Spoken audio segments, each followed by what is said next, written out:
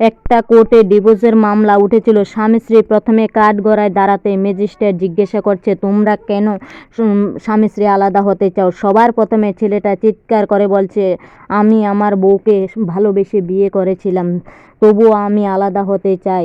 তার কারণ আমার বউ সত্যিই ভীষণ খারাপ, আমার বউ নোংরা মনের মানুষ।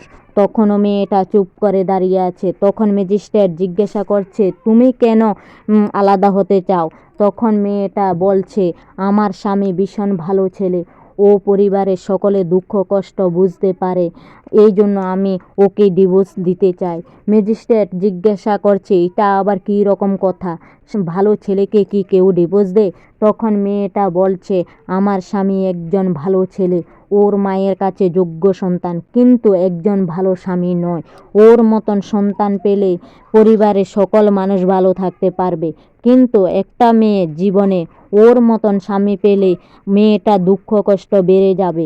কারণ ও পরিবারের সকলের দুঃখ কষ্ট বুঝতে পারলেও বউয়ের দুঃখ কষ্ট বুঝতে পারে না। এই জন্য ওকে আমি ডিভোর্স দিতে চাই। এটা সত্যি। আমাদের পরিবারের অনেক ছেলে আছে, বউ ছাড়া সকলের দুঃখ কষ্ট বুঝতে পারে, শুধুমাত্র বউয়ের কষ্ট বুঝতে গেলে তাদের সময় থাকে না। এটাই সত্যি বাস্তব ঘটনা।